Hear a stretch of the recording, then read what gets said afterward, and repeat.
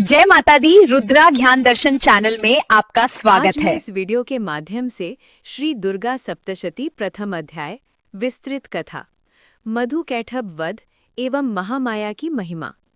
ऋषि मार्कंडेय कहते हैं, ये देवी महात्मय न केवल कथा है बल्कि भव बंधन से मुक्ति का साधन है। सर्व मंगल मांगल्ये शिवे सर्वार्थ साधिके शरण्ये त्र्यंबके गौरी नारायणी नमोस्तुते। श्लोक का अर्थ होता है कि हे नारायणी, आप समस्त मंगलों की मूल, कल्याण स्वरूपिणी और सब कार्यों को सिद्ध करने वाली हैं। आपको बार बार प्रणाम है। राजा सुरथ की कथा। राजा सुरथ प्रजापालक, दानवीर और धर्मनिष्ठ थे, किंतु दैव योग से शत्रुओं ने उन्हें पराजित कर दिया। मंत्रियों ने भी साथ छोड़ दिया। वन में जाकर भी उनका मन बार बार राज्य की ओर जाता। मेरी प्रजा कैसी होगी, यही चिंता रहती। वैश्य समाधि की पीड़ा। वैश्य समाधि धनवान था, पर उसके पुत्र, पत्नी और भाई लालच में आकर उसे घर से निकाल देते हैं। फिर भी वो सोचता रहता है वे सुखी हों, सुरक्षित हों। फिर मोह का प्रश्न आता है। दोनों ऋषि मेधा से पूछते हैं, इदं किमेतदाश्चर्यं यद्मे अपि नाति मेधसः ममत्वं गतम एतेषु त्यक्तेष्वपि न जायते। हे भगवन, ये कैसा आश्चर्य है कि जिन लोगों ने हमें त्याग दिया उनके प्रति भी हमारा मोह समाप्त नहीं होता। ऋषि मेधा का उपदेश। ऋषि कहते हैं, ये कोई साधारण बात नहीं। ज्ञानिनाम अपि चेतांसी देवी भगवती हिसा बलादाकृष्य मोहाय महामाया प्रयच्छति।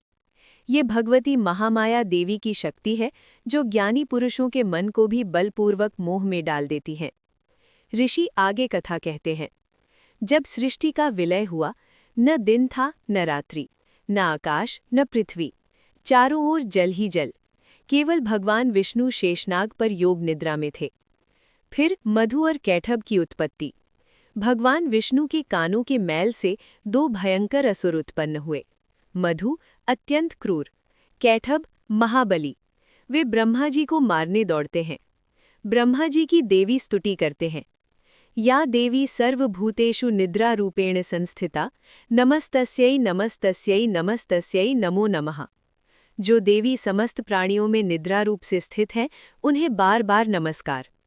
या देवी सर्वभूतेषु चेतना रूपेण संस्थिता नमस्तस्यै नमस्तस्यै नमस्तस्यै नमो नमः। जो देवी सब प्राणियों में चेतना रूप में विराजमान है, उन्हें नमन।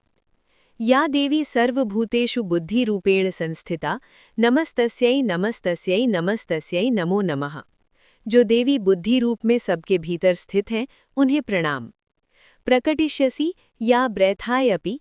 हे भगवती, योग निद्रा देवी का प्रकट होना। ब्रह्मा जी की स्तुति से प्रसन्न होकर योग निद्रा देवी भगवान विष्णु के नेत्रों से बाहर आती हैं। भगवान विष्णु जाग जाते हैं। 5000 वर्षों का युद्ध। विष्णु और मधु कैटभ के बीच भयंकर युद्ध, 5000 दिव्य वर्ष तक। पर असुर मरते नहीं। असुरों का अहंकार। वे कहते हैं, हम प्रसन्न हैं, तुम हमसे वर मांगो। विष्णु की बुद्धि, देवी कृपा। देवी महामाया उनके अहंकार को हर लेती हैं। भगवान विष्णु कहते हैं, तुम दोनों मेरे हाथों मारे जाओगे। देवी की शक्ति से मधु कैटभ वध होता है। उनका तेज क्षीण हो जाता है। विष्णु चक्र से दोनों का वध कर देते हैं। प्रथम अध्याय का सातात्विक अर्थ है कि माया ही बंधन है, माया ही मुक्ति का द्वार है। देवी के बिना देवता भी निष्क्रिय हैं। भक्ति से ही अहंकार नष्ट होता है। जो मनुष्य श्रद्धा से प्रथम अध्याय का पाठ करता है, उसका मोह नष्ट होता है, विवेक जागृत होता है।